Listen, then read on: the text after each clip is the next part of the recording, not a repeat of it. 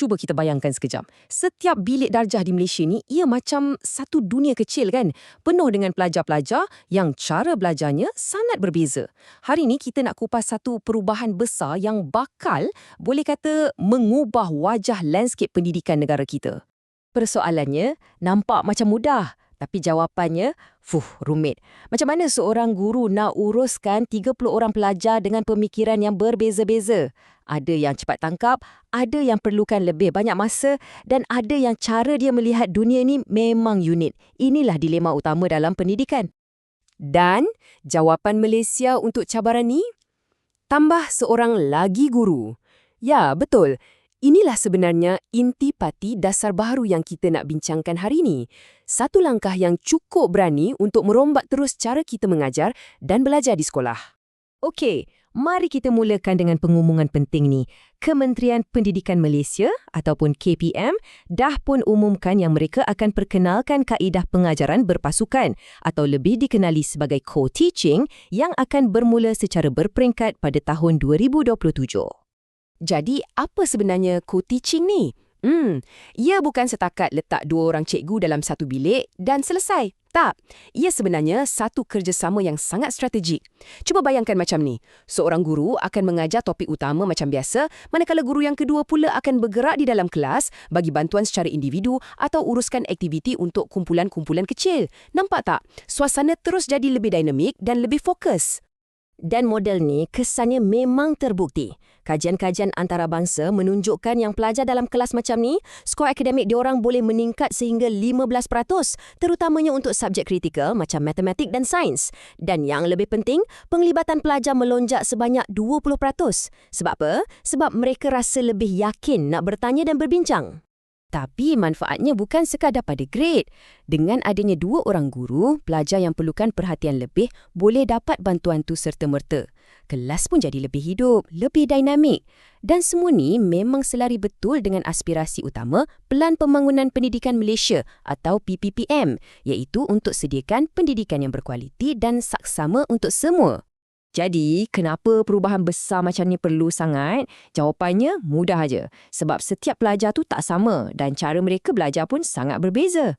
Okey, pertama sekali kita ada pelajar visual. Mereka ni jenis yang orang kata kena nampak baru faham. Maklumat paling senang masuk kalau guna peta minda, gambar rajah ataupun video. Lepas tu, ada pula pelajar auditori. Untuk mereka ni, pendengaran tu kunci utama.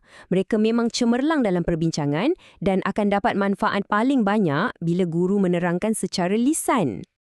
Dan akhir sekali, pelajar kinestetik. Mereka ni pula jenis yang belajar dengan buat.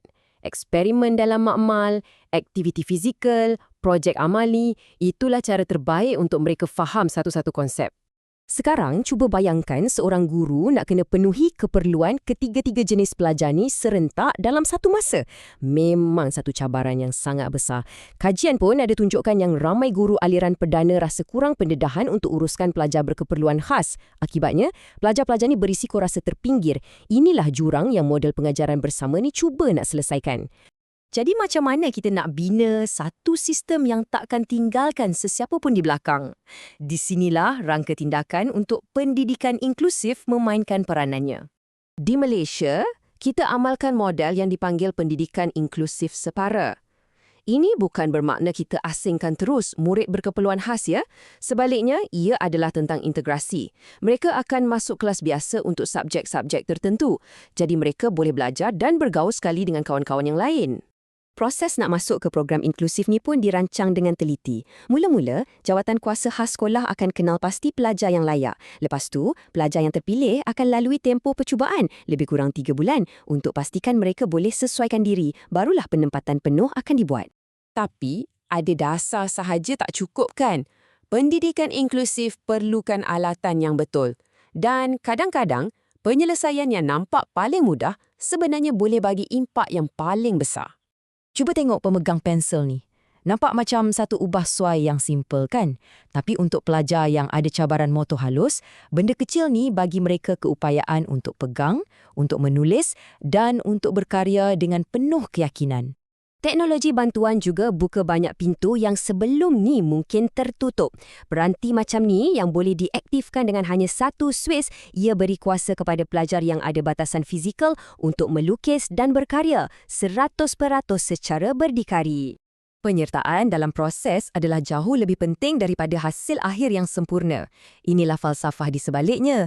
Matlamat utama bukanlah untuk hasilkan karya seni yang sempurna, tapi untuk pastikan setiap pelajar rasa diri mereka dihargai, terlibat dan jadi sebahagian daripada komuniti pembelajaran tu.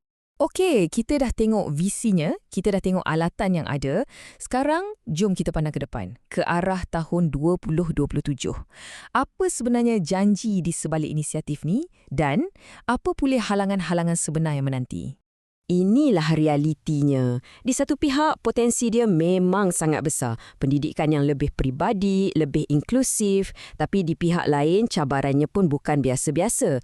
Macam mana nak selaraskan jadual 2 orang guru? Kos tambahan tu nak datang dari mana? Dan yang paling kritikal, macam mana nak pastikan 2 guru ni ngam dan boleh bekerjasama dengan baik? Ini semua soalan besar yang perlukan jawapan. Untuk atasi isu kos, kerajaan nampaknya dah letakkan satu komitmen kewangan yang cukup besar. Sejumlah 66.2 bilion telah diperuntukkan dalam Belanjawan 2026 untuk sektor pendidikan dan sebahagian besar daripadanya akan disalurkan untuk pastikan inisiatif pengajaran bersama ni berjaya. Inisiatif 2027 ni sebenarnya bukan satu langkah yang terburu-buru. Ia adalah kemuncak satu perjalanan yang panjang. Asasnya dah diletakkan sejak 2013 lagi melalui PPPM. Sekarang, antara 2025 dan 2026, KPM tengah giat bangunkan modul latihan intensif untuk para guru. Semua ni akan membawa kepada pelaksanaan berperingkat yang akan bermula di sekolah-sekolah terpilih pada tahun 2027 nanti. Jadi, pada penghujungnya, ini bukan sekadar cerita tentang tambah seorang lagi guru dalam kelas. Ia sebenarnya satu anjakan paradigma.